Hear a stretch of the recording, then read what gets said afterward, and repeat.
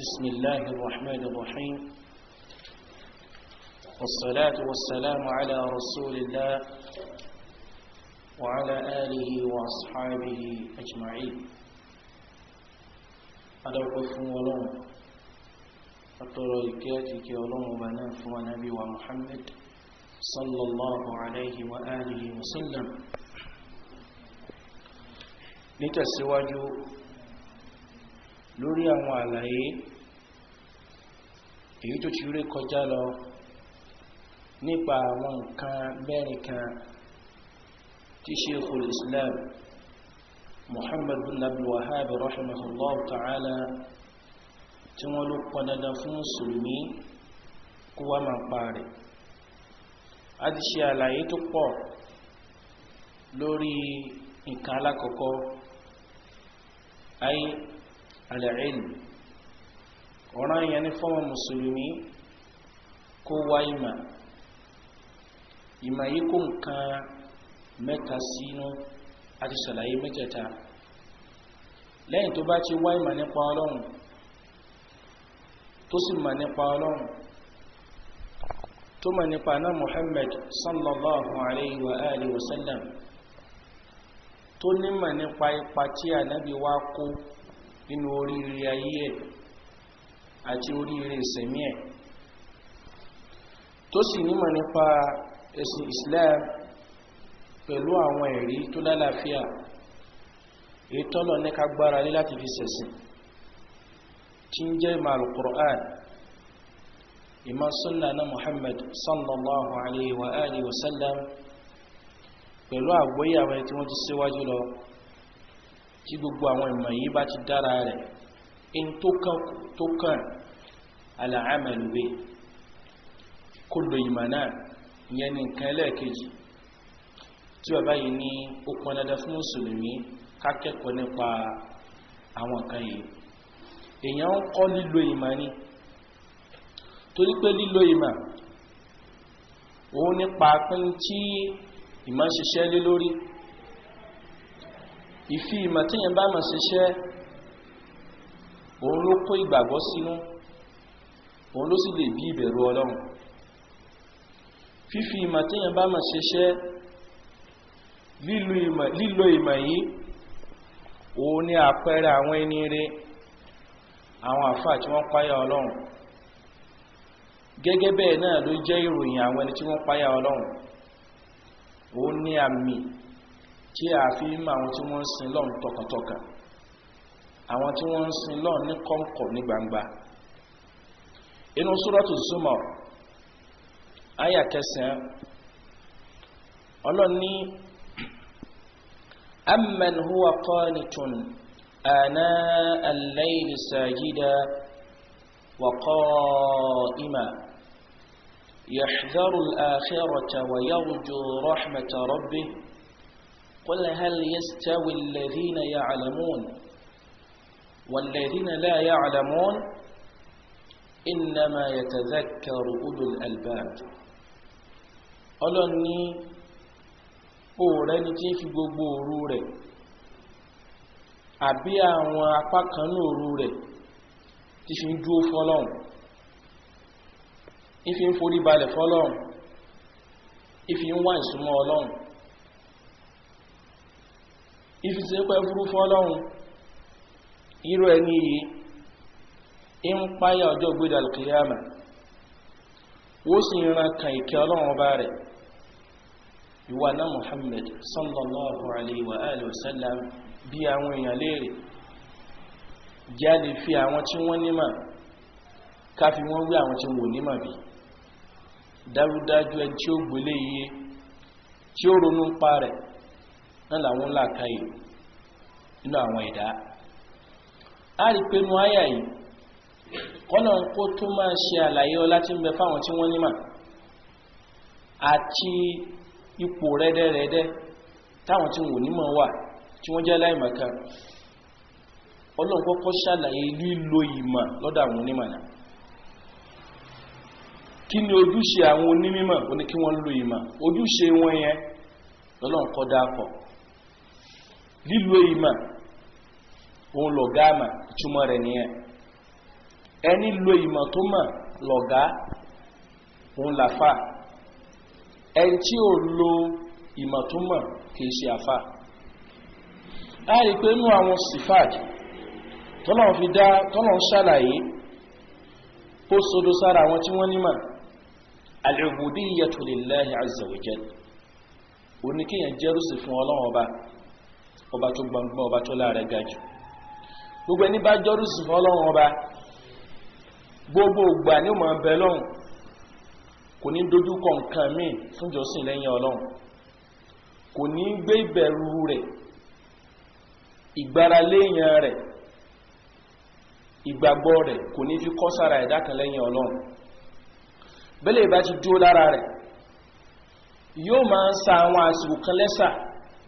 láti máa fi súnmọ́ Ọlọ́run. nínú àwọn àsìkò náà, òun náà ni òru, ọ̀gànjọ́ òru, jìnjìn òru, lásìkò tí Ọlọ́run ọba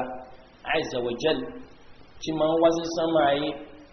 tí ó máa wá sọ fún gbogbo àwọn ọmọ ẹ̀dá tí ń bẹ lórí ilẹ̀ pé talent tí ó dìde lásìkò yìí tí ó bẹ ìmí Ọlọ́run lórí tí ń dùn kí mi Ọlọ́run kí n dá lóhùn. talent tó sẹ̀mí lọ́sàn tí ó dìde lásìkò yìí tí ó bẹ ìmí Ọlọ́run kí mi foríjì, kí mi Ọlọ́run foríjì. nínú àwọn orí ńláńlá tí ń bẹ fẹ́ni tó bá nímọ̀ tí ló mọ̀ nìyẹn. ẹ rí pé àwọn òròyìn wọ̀nyí lọ́lọ́run bá kọ́ dáàkọ́ onírè òjíṣẹ́ Ọlọ́run ó wá rẹ̀ tó ṣe wípé nínú àwọn àsìkò kan lóru rẹ̀ ìmọ̀ fi ń jọ́sìn fọ́lọ́run, ń forí balẹ̀ fọ́lọ́run, ń dúó kírun fọ́lọ́run, ń bẹ Ọlọ́run ọba, kò máa fi gbogbo òru rẹ̀ sùn. ìyẹn ní gbogbo ẹni tó nímọ̀ láyé tí ó bá gbìyànjú láti máa lò mọ́ yẹn kò gbọ́dọ̀ máa fi gbogbo òru rẹ̀ sùn. ó gbọ́dọ̀ máa láwọn àsìkò kan tí ó máa dìde tí ó darun mọ́jú fọ́lọ́run. kìí ṣe inú àwẹ̀ nìkan lolùjọ́sìn fọ́lọ́run, kódà bí ò jẹ́ inú àwẹ̀, gbogbo olùmọ̀ nínú àwọn ojúṣe wọn nìyẹn. torí pé ìdíje fọ́lọ́run lóru yẹn, ìṣepẹ́pẹ́ fúrú fọ́lọ́run, ìwárí fọ́lọ́run, yahdharul akhirah, irú ẹni bẹ́ẹ̀ ògbọ̀n tẹ̀jẹ́ tó ń ti bẹ́ẹ̀ náà ń tún páyà àwọn ẹ̀yà tí ń bẹ fẹ́ni tó bá gbẹ́rù gbọ́n rí fọ́lọ́run lójú al-qiyamah. ń ṣọ́ra fún àwọn ìbínú Ọlọ́run tí ó ṣẹlẹ̀ fẹ́ tó bá sin nǹkan míì láyé tí ó dojúkọ Ọlọ́run bá nìkan. wa yarju rahmata rabbih, irú ẹni bẹ́ẹ̀ náà lórí pé ń páyà ìyà Ọlọ́run ń tún ran kàìndẹ̀ra Ọlọ́run ọba tó dá pé wọ Ọlọ́run ìwọ náà ló dá mi, bó bá kẹ́ mi kò dín ọlá rẹ kù, bó sì jẹ míyà kò dín ọlá rẹ kù, ìkẹ́ rẹ ni mo rán kan, ń páyà ìyà rẹ. irú ẹni yẹn a rí pé nú mọ súnnà tó mà, ìmọ̀ alkitab tó mà, ó ló so sípò ó fi lè máa rí ìjọsìn ṣe bẹ́ẹ̀. ìgbà tó bá ti wá ń lo ìmọ̀ yẹn, irú ẹni bẹ́ẹ̀ à ní kàkún aláìmọ̀kánmá. àmẹ́ni yòówù tó bá ṣe wípé kò lo ìmọ̀, fahuwa jahilun bal qad yakunu adadda min al-jahil. gbogbo ẹni bá nímọ̀ nínú ọ̀rọ̀ ẹ̀sìn Islam tó bá gbé mọ̀ yẹn lẹ̀ tí ó lò àwọn ọ̀ranyàn Islam léè tó ṣe wípé gbogbo àwọn tí wọn ò jó ní kéwú, tí wọn ò jó ní mọ̀gá, wọn fojú tó òun ra láre. àwọn nǹkan tí Islam ní á jìnà sí léè tó jẹ́ wọnú Islam tá a gbọ́dọ̀ ṣe, tó ṣe pé àwọn tí wọn ò jó ní kéwú, tí wọn ń sàfà, tí wọn ò jó ní mọ̀, wọ́n ń gbọ́ wá sí rẹ̀ lẹ́nu rẹ̀, wọ́n ń sájìnà sáwọn kan ẹ̀hún ò ṣe. ó wá jẹ́ póhùn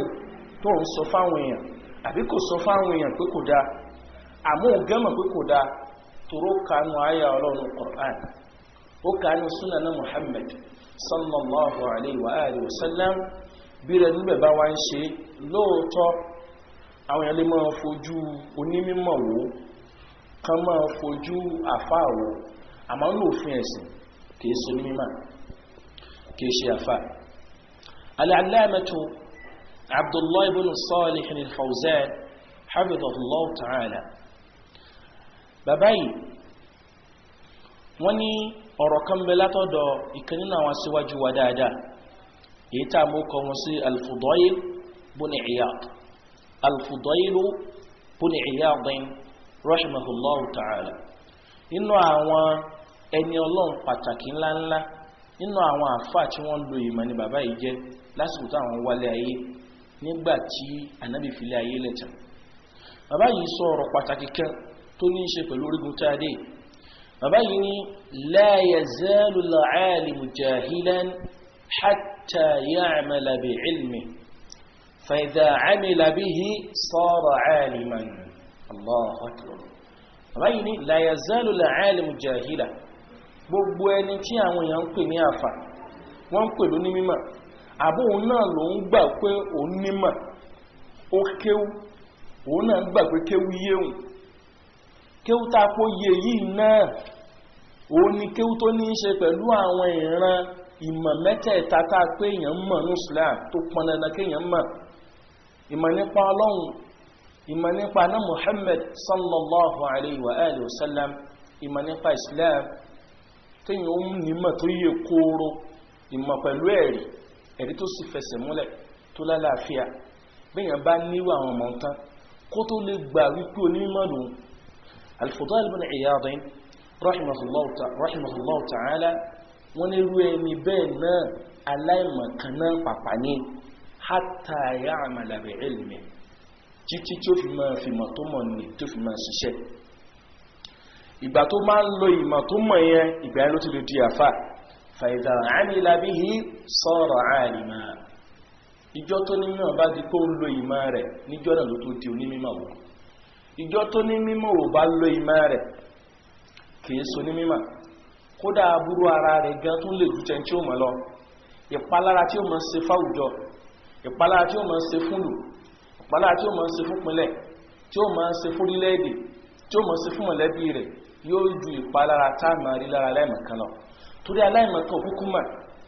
ìbáṣepọ̀ mọ̀ ni ó súnmọ́ kó mọ́ wùwà ìmọ̀kan rẹ̀. àmẹ́ tó pera ẹ̀ ló ní mímọ̀, tó pera ẹ̀ ló ní kéwú, tó bọ́ wá wùwà aláìmọ̀kan, ọ̀gọ̀ọ̀rọ̀ àwọn èèyàn náà ló tún máa tẹ̀lé lórí àìmọ̀kan yẹn. sẹ́lẹ́ni tí ó kéwú, kìí sàfà, kìí sọmọ kéwú, nǹkan gbọ́ wà sí ni àwọn èèyàn ní tẹ̀lé. kódà tó bá ń ṣe nǹkan tó tọ́nú ẹ̀sìn tó náà bá fẹ́ ní kò ń gbé àwọn kan tí ń bẹ láyé ká òun ló ń gbé wípé yìí náà máa ṣe wọ́n lè bí wọ́n náà gbọ́ wá sí i sí àfàwà ni ó bí èyí so ní màá lè tẹ̀lé ọ aláìmọ̀kan nìyẹn. sọ àwọn èèyàn ní tẹ̀lé rárá, kódà wọ́n rò pé tó ń ṣe tó jó òótọ́ yẹn wọ́n lè rò pé lórí àìmọ̀kan gan náà ló ṣe, tó pé wọn ò ríṣẹ́ tó ń ṣe gẹ́gẹ́ bí iṣẹ́ onímọ̀. àmẹ́ni táwọn èèyàn wọ̀n lólùmọ̀ tí wọ́n wò ní àfà ńláńlá jàǹjàǹjà pé tí ń jẹ́ bẹ̀rẹ̀ Ọlọ́run parí sára àwọn eléyìí, òfin Ọlọ́run yí àwọn eléyìí dájúdájú. irú ẹni tí bá ń wùwà aláìmọ̀kan tí ò lo ìmọ̀ tó mọ̀, ọ̀gọ̀ọ̀rọ̀ ẹ̀dá yadullu bihi aktharun nas, ọ̀gọ̀ọ̀rọ̀ ẹ̀dá ni ó nù látara ẹ̀. torí wípé bó bá ti ṣe nǹkan kan báyìí wọ́n ti rò pé bọ́lọ̀ sí ni a ṣe gẹ́lẹ́, bánàbí sí ni a ṣe sallallahu alayhi wa alihi wa sallam gẹ́lẹ́, báwọn sàhábà ti ṣe gẹ́lẹ́, wọ́n ní bẹ́ẹ̀ náà ló náà ṣe yẹn. tó yóò mú wá kó ọ̀pọ̀lọpọ̀ àwọn èèyàn yóò mọ̀ kó wọn sílẹ̀. ilé ló fi já sí wípé al-alim alladhi taraka al-amala bi'ilmihi yakunu ashadda shaytan min al-jahil. èṣù aburú tí ẹni tó bá nímọ̀ tí ó lùmọ̀ tí ó máa kó bá òjò yóò ju aburú sálámà kan kó bá òjò lọ. eléyìí náà ìgbẹ̀ wá ló ń gbẹ gbogbo ẹni tó bá ní mímọ̀ kó mú ìjú kó lo ìmọ̀ rẹ̀. qala ba'du as-salaf kunna nasta'inu ala hifdhi al-hadithi bil-'amal bihi. kẹ́nu àwọn aṣáájú wa tí wọ́n ti síwájú lọ láwọn aṣáájú rí inú ẹ̀sìn, wọ́n nínú nǹkan tí kí máa ń ran àwọn lọ́wọ́ táwọn sì máa ń wá ìrànlọ́wọ́ pẹ̀lú rẹ̀ láti fi máa há àdífì ànábì sórí àti láti fi dé àdífì ànábì mọ́ inú ọkàn àwọn òní káwọn máa fi àdífì yẹn ṣiṣẹ́. eléyìí náà káwàtà àjọ máa kí ó ká mú lọ́wọ́. gbogbo ẹni bá fẹ́ ní máa àdífì láyé, àdífì kan tó bá ti hàn ní kó máa gbọ̀ndúpọ̀ wúlò. ìbájẹ́ pé àdífì sí yẹn ṣiṣẹ́ lórí i'tiqad àbí lórí ibadat àbí lórí muamalat àbí lórí akhlaq àbí lórí as-suluk, kó mú ìlú kó máa lò mọ̀ yẹn tó bá ti ń lo ìmọ̀ yẹn yóò mọ̀ rántí hadith tó kà. because kó tó dìgbà pé ń gbègbèsẹ̀ kan nínú ẹ̀sìn àbí nínú ọ̀rọ̀ gbàgbọ́ ó ti ní nǹkan tó gbára lé nínú hadith Ànábì tó bá ti wá hadith yẹn sórí in tí ó mú hadith yẹn lè dúró lágbárí rẹ̀ dáadáa oníkó jásí pé ó ṣe kíni ó ń lò ó rí pé tó bá ṣe pé ó ń tẹra mọ́ nǹkan kan nú ẹ̀sìn tí ń ṣe tó sì ní ẹ̀rí tó gbópọn lọ́wọ́ tó gbára lé tó fi ń ṣe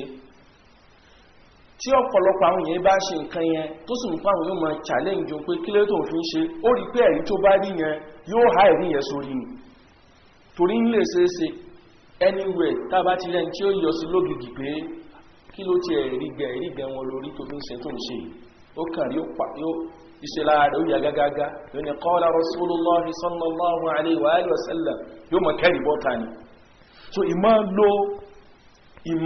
ìmọ̀ ń sàlékún àgbọ́yé mọ̀ fún yàn man amila ẹni tí ó bá ń lo ìmọ̀ tó mọ̀ awrathahu Allahu ilma ma lam ya'lam ẹni tó bá ń lo ìmọ̀ tó mọ̀ ọlọ́bọ̀ ó jogún tí ó mọ̀ náà mọ̀ fún ẹni tí ó bá wá lo ìmọ̀ tó mọ̀ awshaka Allahu an yasluba ma 'alima gbogbo ẹni tí ó bá lo ìmọ̀ tó mọ̀ ó súnmọ́ kó ṣe wípé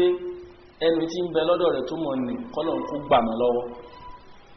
kọ́lọ̀n kó jágbà yóò parẹ́ lágbárí rẹ̀ ni yóò wá di alimul amsi wa jahilul yawm yóò di olùmọ̀àná tó wá jẹ́ ẹlẹ́mọ̀kálẹ́ ni ìsì sẹ̀rẹ̀ sọ́pọ̀lọpọ̀ ìdábẹ̀ kí ni tó fà li'annahum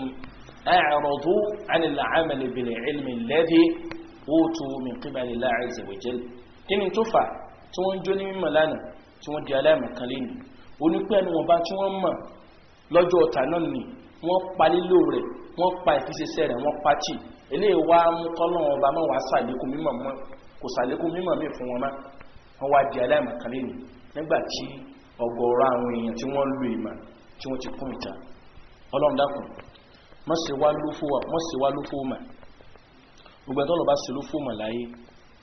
kò sí in tó fẹ́ fi kún wájú Ọlọ́run torí pé mọ́ láàfin ṣe ẹ̀sìn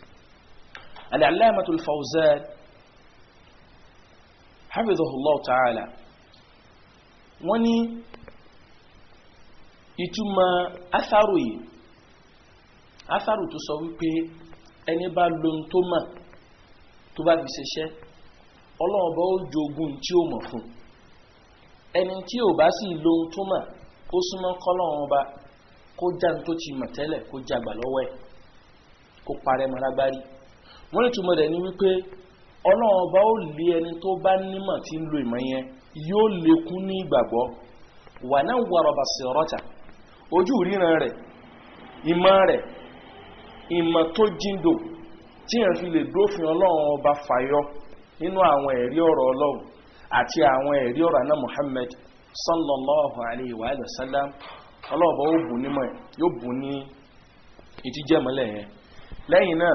lóríṣiríṣi ìmọ̀ tó sodo mọ́ ìmọ̀ Ọlọ́run furu'an wa usula àwọn akẹ́tún inú àwọn àgbóyé ẹ̀sìn wa tó jẹ́mọ̀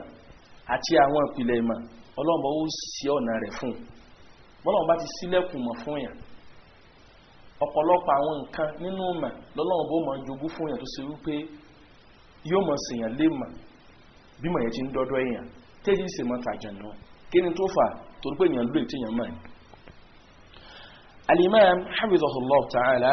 wọ́n láfi rí àfà tó jẹ́ tí ń lo ìmọ̀ ẹ́rí pé ìmọ̀ rẹ̀ ó mọ̀ lékún gbogbo ìgbà lóòótọ́ ló ṣe dárúsù tíra kan fún yín ńgbàtí ìparí rẹ̀ ó parí rẹ̀ fún yín ẹ̀sì gbogbo tó sọ yín ìgbà tí ó bá tún títíra àmúlẹ́lẹ̀ kejì nígbà míì tí ó bá tún mọ́ ṣàlàyé rẹ̀ fún yín ẹ́rí pé ìmọ̀ yẹn tuntun gbó yóò ti gbòòrò sí ìmọ̀ yóò tún pọ̀ sí ẹ̀tùn wá rí àlékún lórí àwọn àlàyé tó ti ṣe lórí àwọn ẹ̀rí tó mú wá lórí tàkọ́kọ́ lórí ìgbà tó kọ́ ṣe lákọ̀ọ́kọ́ torí pé ó lo ìmọ̀ yẹn Ọlọ́run fi jogún àlékún ìmọ̀ fún bákan náà Ọlọ́run bó fi àlùbáríkà sí àwọn àsìkò rẹ̀ tí ń lò ló sì fi àlùbáríkà sí máa rẹ̀ ẹ̀rí eléyìí ń bẹ ní ọ̀rọ̀ Ọlọ́run Suratu Muhammad ní àyà kẹtàdínlógún Ọlọ́run ní walladhina ihtadaw zadahum huda wa atahum taqwahum Ọlọ́run ní dájúdájú àwọn tán bá wá ìmọ̀nà kò sí ọ̀nà tí èèyàn fi ń wá mọ̀nà ní Islam bí ọ̀nà ká wá mọ̀ lọ èèyàn rìn kiri kó máa rìn kiri ìlú kó lóun ta rẹ̀ kọ́ mẹ́sìn wọ́n lòun ṣe dáwà kó máa rìn kiri gbogbo àwọn ìletò olóòtò gbogbo àdúgbò òlú kó máa lọ ọjọ́ mẹ́ta káàkiri mọ́sálásí kọ̀ọ̀kan ọ̀nà tí èèyàn fi ń wá ìmọ̀ ìdáyà kọ́ nìyẹn ìmọ̀ ìdáyà yẹn lọ lé kéwú ni tí ó jókòó síwájú àfa wọ́n ha ní Qur'an wọ́n ha ní ahadith na Muhammad sallallahu alaihi wasallam wọ́n ṣe àlàyé lílo Qur'an àti sunna fún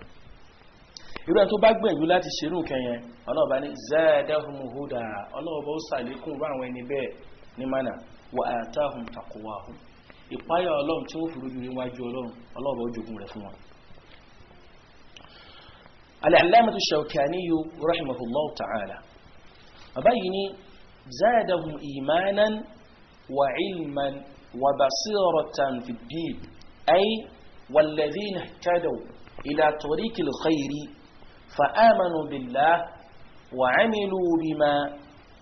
أمرهم به زادهم إيمانا وعلما وبصيرة في الدين أبغى أقول نتيرة بابايا فتح قدير تبقى Shawkani أبا أريين بابايني gbàtọ́lọ̀ ní òun lè wọn kún ní ìmọ̀ bẹ́ẹ̀ ni gbẹ̀ni bá wá ìmọ̀ náà látara mímọ̀ ọlọ́bọ̀ ó lékún ní ìmọ̀ yóò lékún ní ìgbàgbọ́ yóò lékún ní àgbọ́yé ẹ̀sìn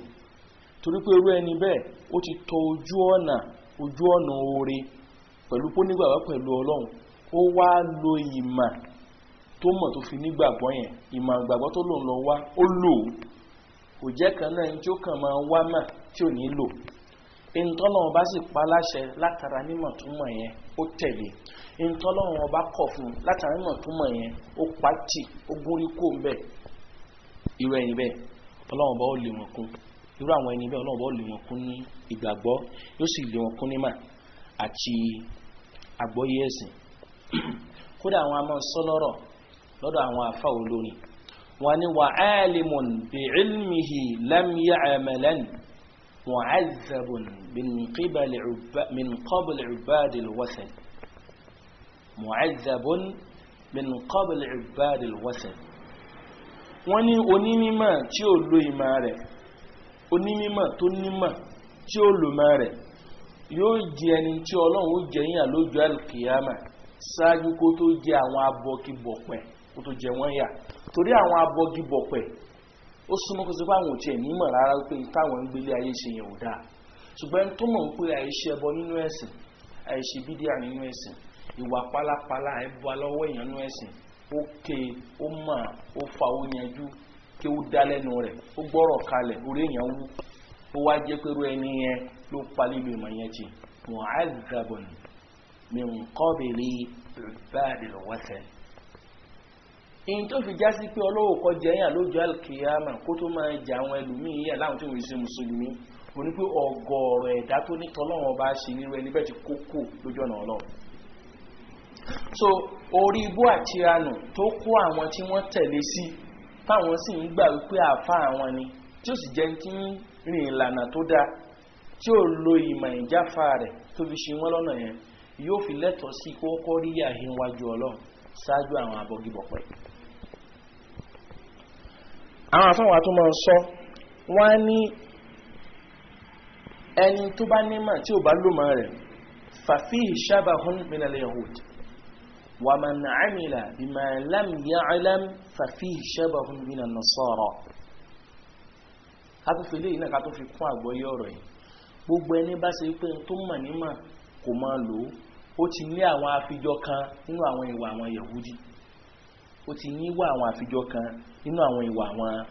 yahudi ẹni bá wá ṣe wípé òun ò tiẹ̀ wá mọ̀ ìkàn sin tó wù nínú ẹ̀sìn ni ìkàn dáadáa lẹ̀ nínú ẹ̀sìn ó kàn lè wọlẹ̀ kó ní jẹ́ tó máa ṣe léyìí ó kàn tó lè wọlẹ̀ jẹ́ tó máa ṣe léyìí mo fi ń wojú rẹ̀ Ọlọ́run ni yálà ní tó rọ̀ mọ́rọ̀ gbàgbọ́ ni àbí tó rọ̀ mọ́ àwọn ìbàdàt àbí nú àwọn sùlúk ẹ̀rẹ̀ lómi yóò ní òun fẹ́ sí tarbiyatun nafs kí ni tá à ń pè bẹ́ẹ̀ o ní pé bó la ṣe ń rí ẹ̀mí bó lèyàn ṣe ń tírínì ẹ̀mí èèyàn tẹ́mi èèyàn ó mọ Ọlọ́run ọba nìkan tí ò ní mọ nǹkan mí lẹ́yìn Ọlọ́run tẹ́mi yìí ó gbà kófin ọlọ́run bá nìkan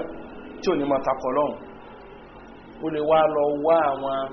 ògbólóhùn kan tí ó fi máa ṣe àfikàr ó lè wá wọ odidi ọ̀pọ̀lọpọ̀ yìí tí ń jẹ́ òǹkà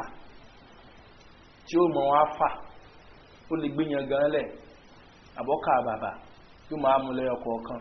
nínú àmì kó ń sí 1000 báyìí kílò tó má kó sí 1000 báyìí kílò tó má ló kọ wípé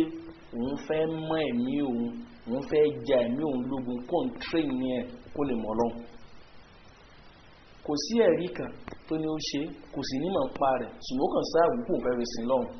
wọ́n ní rẹ̀ tí bá ń ṣe bẹ́ẹ̀ fafihi shabahun minan nasara ó ti níwà kan lára tó jọ ìwà àwọn nasara torí pé àwọn Yahud àwọn làwọn nímọ̀ nípa òfin Islam wọ́n nímọ̀ nípa náà Muhammad sallallahu alayhi wa sallam àmọ́ látara fẹ́nu wọn kò lo ìmọ̀ yẹn gbàtọ́lọ̀ ń gbé ànábì dìde sallallahu alayhi wa sallam wọ́n wá jẹ́ ọ̀tá ńláńlá fánàbí àwọn Nasara àwọn onímọ̀ rárá wọ́n sì pa ń fẹ́ sí lọ́hùn láìlè kó náà ní dààmú wọn káàkiri lé nígbò tẹ́ bá ti ń rí wọn ọ̀pọ̀lọpọ̀ ń tápá wọn ń ṣe nínú ẹ̀sìn wọn kò sí ẹ̀rí gan fún nínú ẹ̀sìn wọn bèèrè tí kẹ́rì wà fún Islam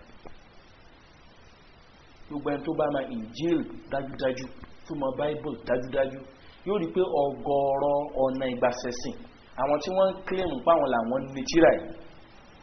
bídáwù táwọn gan dálẹ̀ nínú tó ń gbé lọ́wọ́ lẹ́sìn yẹn la tuhsa wala tu'ad kò sí kà lóye gbogbo ìlànà Isa ọmọ Maryam táwọn pè ní Jesus Christ gẹ́lẹ̀ àwọn gan ti fílẹ̀ ìlànà míì làwọn náà tẹ̀lé ẹ wà ní ìjọ kan náà àwọn ìjọ wọn láyé àbí kó tún fi kankan míì náà kún ní táwọn ẹlòmíì ò ṣe so irú àwọn tá à ń sọ yìí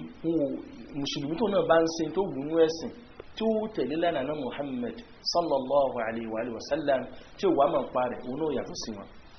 ìlànà Yahud àti ìlànà Nasara ọlọ́run sì ti kì wá ń lọ ní amọ́tẹ̀lé lánàá wọn bí wọn náà bá ń ké Fatiha ní gbogbo ìgbà tó bá ń kírun bó ti wò ó kéré tó bá fojú tó ọ̀ràn ìyànà wákàtí márààrún lójúmọ́ ó ké Fatiha nígbà mẹ́tàdínlógún ìgbà mẹ́tàdínlógún yìí 17 times yìí náà ló fi ń bẹ lọ́n pé wọ́n lọ́hùn ìlànà Yehudi ìlànà Nasara mọ́jẹ̀ mọ́ nílànà láti fi sin wọ́n lọ́hùn ó ní ihdina siratal mustaqim ìwọ́ lọ́hùn mọ́sà ìfi ọ̀nà tó dúró dọ́gba ọ̀nà tó tọ́rọ̀rọ̀ mọ́sà ìfẹsẹ̀ wálé siratal ladhina an'amta alayhim ìlànà àwọn tí wọ́n lọ́hùn bá ti parí ìdẹ̀kùn rẹ̀ lórí ghayril maghdubi alayhim wala ddallin wọ́n fi wá sí lánà àwọn tí wọ́n ti nù àti ìlànà àwọn tí wọ́n lọ ti bínú sí ìlànà àwọn tí wọ́n ti nù ìlànà àwọn Yehud ìlànà àwọn tọ́lọ̀ ọba ti bínú sí náà ìlànà àwọn Nasara torí pé ìlànà méjèèjì kò sí èyí tí ò takùtọ̀ lọ́hùn ìlànà àwọn Yehud ìlànà mani àmọ́ àwọn olùmọ̀ ìlànà àwọn Nasara ìlànà ìmọ̀kánni wọ́n sì ń lo tí wọ́n mọ̀ kí ẹ̀ máa fi tí ó mọ̀ kó sì máa lò so òfò náà nínú wájú Ọlọ́run anáwọ̀ sálà ó tún hánà wa wípé gbogbo ẹni tó bá ti ṣe àfijọ pẹ̀lú àwọn tí wọ́n ṣe mùsùlùmí kìí sára ìjọ ohun ànábì o lóòjọ́ alkiyama àwọn ìjọ tó fi ẹ̀sìn jọ láyé àwọn ìjọ tó fi wà jọ láyé àwọn ìjọ tó fi gbàgbọ́ jọ láyé náà lọ́wọ́ bọ́ kún papọ̀ lóòjọ́ alkiyama ìmọ̀ ló ìmọ̀ àgbákò kan ló jẹ́ ìdúró bí ẹ̀ṣẹ̀ ìtàn èyí tí èso fi ń sọ àwọn èèyàn nù kódà ọ̀pọ̀lọpọ̀ àwọn onímọ̀ lásìkò tá a wà yìí àgbákò ohun tí ń ṣẹlẹ̀ sí wọn jù ní pé wọ́n lo ìmọ̀ ti pọ̀ wà má aqalla al-'amilin má akthara al-'ulama wà má aqalla al-'alimin àwọn olùmọ̀ ti pọ̀ tọ́lọ̀ bá ní kéèyàn ní ọ̀làjú sí mẹ́sìn dáadáa lórílẹ̀-èdè tí wà Nàìjíríà ni àbí láwọn ìlú míì lágbàáyé Islam àwọn olùmọ̀ ti pọ̀ tí wọ́n sì kọ ọ̀pọ̀lọpọ̀ tírà bẹ́ẹ̀ má sì jókòó wájú wọn kí ó Masha Allah ìmọ̀rí àmókùlílò àgbákò kan ńláńlá ni léyìí tẹ́sù ń lò lẹ́yìn láti fi sọ ọ̀pọ̀lọpọ̀ ẹ̀dá èèyàn torí wípé nígbà tó kí ó níwájú lámáyé tó sì ní ìmọ̀ Quran ló há sórí àhàdísì ló kún orí rẹ̀ gẹ̀dẹ̀ yìí olówó ajẹ́ tó wá di ọ̀tá gan fún tó máa ìwọ ọmọ tó bá ń kí ó lọ́dọ̀ rẹ̀ bọ́lá ò bá ṣàánú rẹ̀ irú ìlànà rẹ̀ yẹn náà ni wọ́n ló máa tọ̀ ìlànà ká ní mà ká má ló mà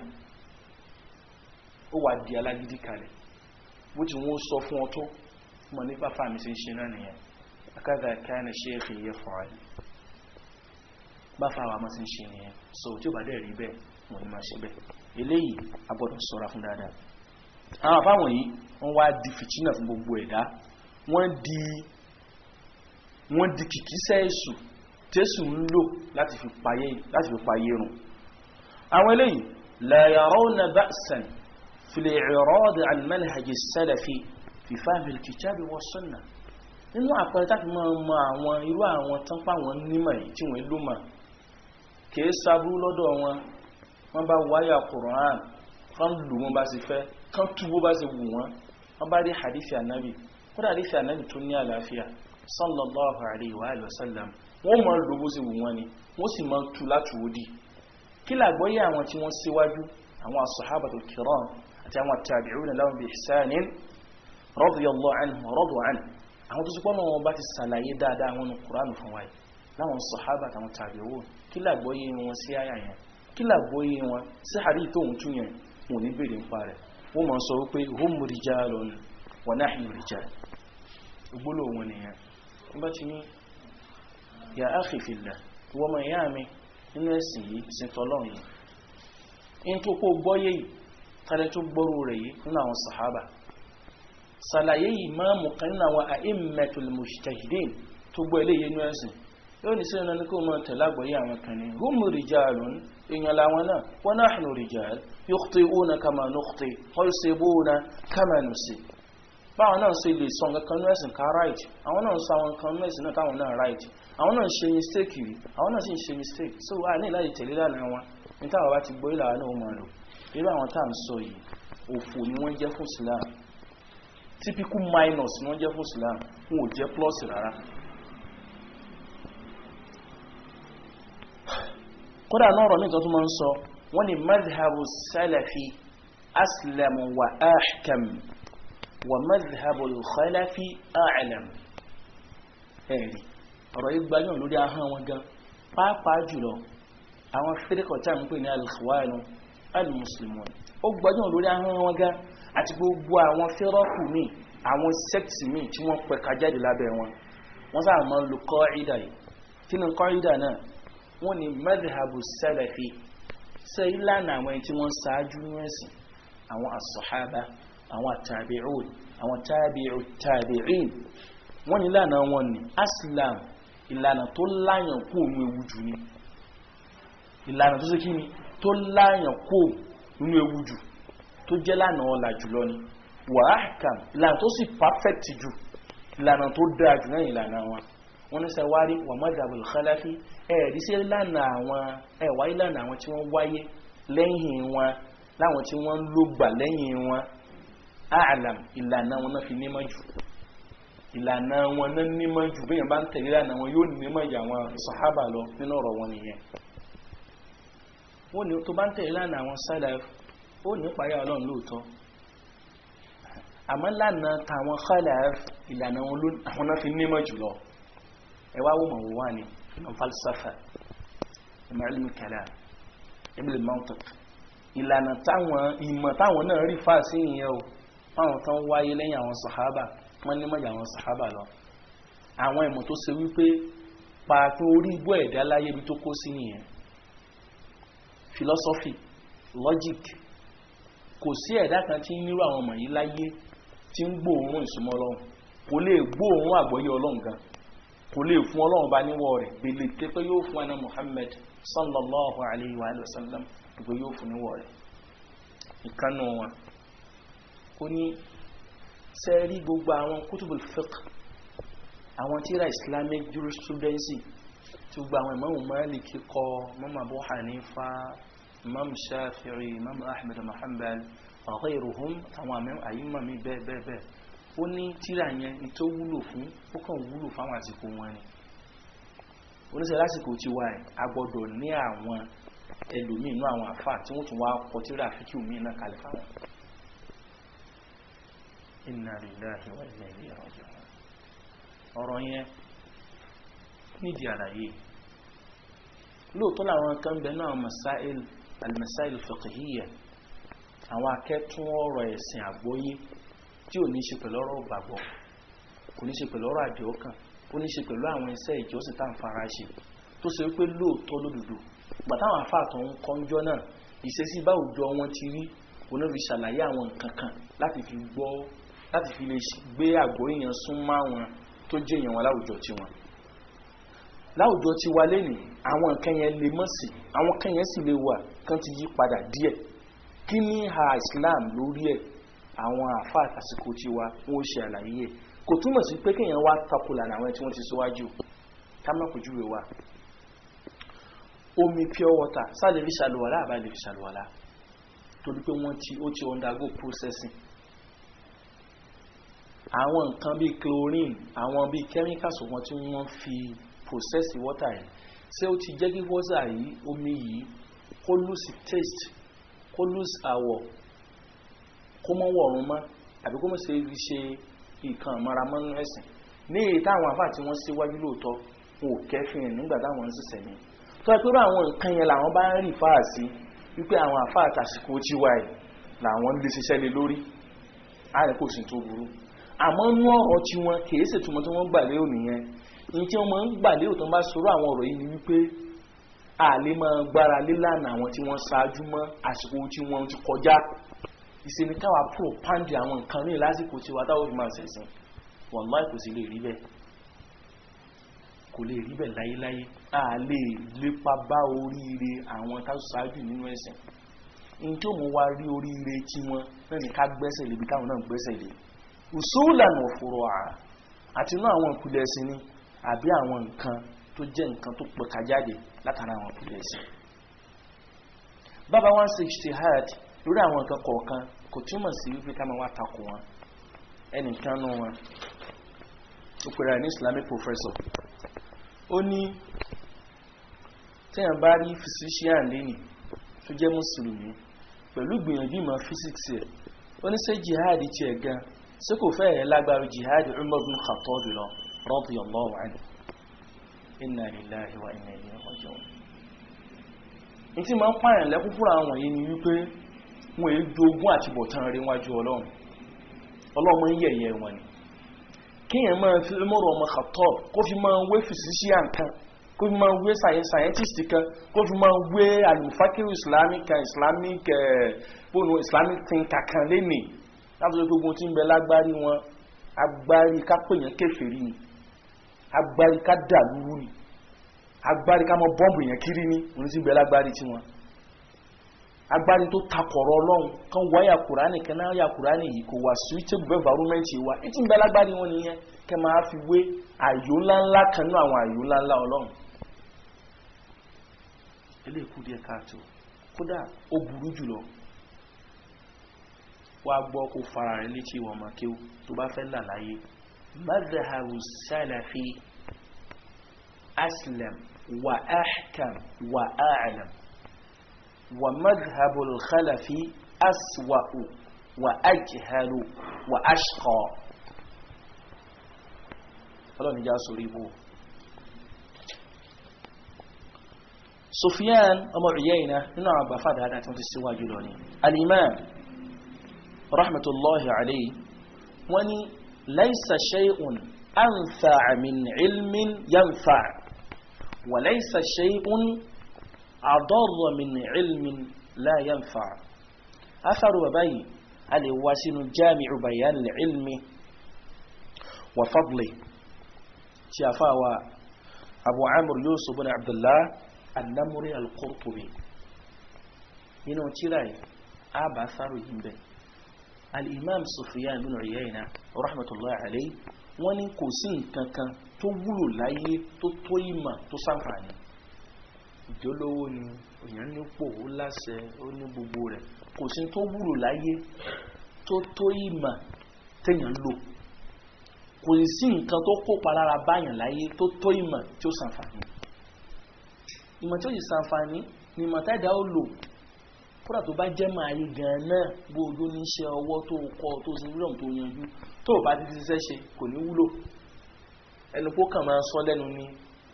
bó sì jọmọ̀wé tó kàwé ìtàwọn yóò fi lè gbọ́lá fún ọ lórí field tó specialize lórí oníkójá sí pé orí ibi tó wà yẹn òun kọ̀wé lórí ẹ̀ òun kọ́ àwọn èèyàn ó ti ní students lóríṣiríṣi tó train àwọn yóò mọ̀ gbọ́lá fún ẹ àwọn ní scientist ni engineer ni chemical ni torí pé ibi tó fi sí yẹn olùmọ̀ yẹn tó bá wá rí bẹ́ẹ̀ bóun ló sì wá lágbára tó bá jà fún olùmẹ̀sìn dandan ní kò lùmọ̀ òun yẹn fi lè wúlò. nínú àdúrà náà Muhammad sallallahu alayhi wa sallam afáwọn ànàsàn Malik ló gbà dé sí ni wa wípé ànábì a máa ṣe ládùúgbà wípé Allahumma inni a'udhu bika min ilmin la yanfa' wa qalbin la yakhsha' wa nafsin la tashba' wa min du'a'in la yusma' Allahumma inni a'udhu bika min ha'ula'i al-arba'a. Anas asáàmù yọdún tó lọ́dọ̀ ànábì sallam olùdọdún mẹ́wàá lọ́dọ̀ ànábì tí ń sùn tí ń gbé lọ́dọ̀ ànábì tí ń bá ànábì yẹ tí ń bá ànábì mú orí ànábì dáadáa ó ní òjíṣẹ́ ọlọ́run kò yẹ kó gbò lẹ́yìn tó ṣe gbogbo ìgbà ní máa ń ṣe àdúrà pé ọlọ́run orí ibú mẹ́rin kan bẹ mẹ́jẹ̀ ń ṣe ìdàkejì orí ibú mẹ́rin náà ní oríire rẹ̀ òun ni ojú jẹ́ tèmi kí lákọ́kọ́ ọlọ́run wá sọ lọ́dọ̀ rẹ̀ kó níbi ìmọ̀ tí ń mọ̀ tí ò ní wúlò ìmọ̀ tí ò wúlò ó burú gẹ́gẹ́ àmà kan lọ. al-ilmu ghayrun nafi' atadhu min al-jahl ìmọ̀ ṣìtánì nìyẹn ìmọ̀ tẹ́dà bá mọ̀ tí ó lò ìmọ̀ ṣìtánì ni ó tún burú gan ní wọ ìjànà kan lọ. ànábì a máa bẹ̀ ọlọ́run sọ́ni sọ mọ́jẹ̀ ní ìmọ̀ bẹ́ẹ̀ mọ́jẹ̀ ìrìnà pàdé rẹ̀ ẹ̀mí tí ó lè kókókókó la yakhsha ẹ̀mí tí ò ní páyà ọlọ́run ọkàn tí ò ní páyà ọlọ́run tí ò ní mọ ọlọ́run tó pẹ́ sẹ́nìkan náà ló mọ̀ fẹ́ kó máa dáwọ́lé gbogbo ìgbà ọlọ́run sọ́ni sọ. bákan náà ni ọkàn tó ṣe wípé kèé yọ ayọ̀ ọkàn ẹ̀mí tó ṣe wípé kèé rọ̀ mọ́tọ́ ọlọ́run sọ́mi sọ. àdúrà tí wọ́n ọlọ́run sì ní gbọ́ bèrètè pé ó gbà ó tiẹ̀ fẹ́ gbọ́ lọ́dọ̀ ẹ̀ tí ń ṣe bèrètè pé wọ́n ọlọ́run gbà ọlọ́run mọ̀jẹ̀ ṣerú àdúrà rẹ̀ àdúrà bídíà ọlọ́run tiẹ̀ fẹ́ gbọ́ bèrètè pé yóò gbà. àjókòó ní mọ́ṣáláṣí máa á pa ìlera ẹni lọ́wọ́ torí kí n lè ṣe kí ni sítorí kò rí lè wọnú ìlú àbí kò lè wọnú àdúgbò kan. bídíà nínú ẹ̀sìn oníkálùkù ń ṣàdúrà lọ́tọ̀ọ̀tọ̀ nínú ẹ̀sìn àdúrà tí Islam bá fi pa yín pọ̀ lẹ́ẹ̀sìn papọ̀ àdúrà tí imam lọ́jọ́ jímọ̀ tí ń ṣe lórí mímbà nígbò bá parí kútúbà àdúrà ń pa gbogbo yín pọ̀ ẹ lè máa ṣe àmì àdúrà tí imam ń ṣe lórí mímbà ní gbogbo ọjọ́ ìdẹ́yìn ọjọ́ ọdún méjèèjì Eidul Fitr wa Eidul Adha àdúrà ń pa yín pọ̀ ẹ̀ ń wó mi ẹ̀ sì Salatul Istisqa àdúrà tí imam bá ṣe ní Eid ó pa yín pọ̀ àbí Salatul Kusuf wal Khusuf àbẹ́kàpàdé ara yín bì kan náà ni kìí ṣe pé ẹ dágbà pé ẹ fẹ́ ṣàdúrà papọ̀ nkẹ́kẹ́ pa yín pọ̀ náà ni ẹ lè pàdé ara yín ní ọkọ̀ ẹ pàdé ara yín lórí ìrìnà ẹ parí ọ̀rọ̀ ọlọ́mọṣà gbàdúrà wa ọmọṣà ṣàánú wa kìí ṣe pé ẹ dásìkò sí àmì èyí tó gbajúmọ̀ lẹ̀ káàrọ̀ òjìrè ẹ sọ Kùránì lẹ̀ ẹ tó tẹ̀jẹ̀ lẹ̀ lẹ́yìn àdúrà àwọn ọlọ́ọ̀tẹ̀ sí tán láti gbọ́ òbèrè tí pé yóò gbà nǹkan mẹ́rẹ̀ẹ̀rin yìí ànábì a máa wá ọlọ́run bá lórí sọ pé kó sọ̀ ní lórí. الثالثة الدعوة إليه إن كان لا كتا إنه هو كمال أنت الإمام شيخ الإسلام المجدد محمد بن عبد الوهاب رحمه الله تقول كواما قارئ الدعوة إليه كواما يقابو لان بيبي سجون يسين أكوكو كواما يسين ìkejì kálù ìmẹ̀sìn ìkẹta الدعوة إليه بولا سيفيك بيعوين لصيب ìmẹ̀sìn يعني الدعوة إلى ما يدعو إليه هذا العلم bóòlù sí fẹ́ pè àwọn èèyàn lọ bí tí ìmọ̀ tó mọ̀ yẹn tó pè àwọn èèyàn sí torí ìmọ̀ tó mọ̀ yẹn ibi tó pè àwọn èèyàn sí nínú Islam ibi tó pè àwọn èèyàn sí nínú Sunnah ibi tó pè àwọn èèyàn sí nínú madhhab àwọn Salaf bóòlù sí wá fẹ́ pè àwọn èèyàn síbẹ̀ torí pé àná Muhammad sallallahu alayhi wa sallam ó ti lálàáfíà náà gbà wá látọ̀dọ̀ rẹ̀ tó ìṣẹ́ Ọlọ́run sọ wípé la yu'minu ahadukum hatta yuhibba li akhihi ma yuhibbu li nafsihi ẹnìkan nínú yóò ti lè dìgbàgbọ́ òdodo kókò ń pé nígbàgbọ́ àbígbàgbọ́ ń gan ní àlàáfíà títí tó fi já sí pé tó bá fẹ́ ń dáadáa fúnra rẹ̀ ó gbọ́dọ̀ máa ń fẹ́ fọmọlàkejì rẹ̀ ìwọ tó lè pakiti mara tó lè ní àfaradà láti lọ wámà ó ní àfaradà láti lè lo ìmọ̀ ó gbọ́dọ̀ ní àfaradà náà láti lè pe àwọn èèyàn síbẹ̀ tó lóríire tó rí látara àmọ̀ yẹn oríire tó rí látara lo ìmọ̀ kò yẹ kó ṣe pọ́wọ́ nìkan ló mọ̀ jàǹfààní rẹ̀ bó la ṣe wá ń pe àwọn èèyàn símọ̀ ẹ̀sìn bó la ṣe ń pe àwọn èèyàn sínú Islam bó la ṣe ń pe àwọn èèyàn sínú Sunnah bó la ṣe ń pe àwọn èèyàn sílànà àwọn tí wọ́n síwájú lọ bó la ṣe ń kọ aburú fáwọn èèyàn bó la ṣe ń pàṣẹ dáadáa fáwọn èèyàn eléyìí tó bá di dárùsọ al-qadim insha Allah láàmà tẹ̀síwájú lórí rẹ̀ wa sallallahu sallam wa baraka ala nabiyyina Muhammad wa ala alihi wa sahbihi ajma'in subhanakallahumma wa bihamdik ashhadu an la ilaha illa ant astaghfiruka wa atubu ilayk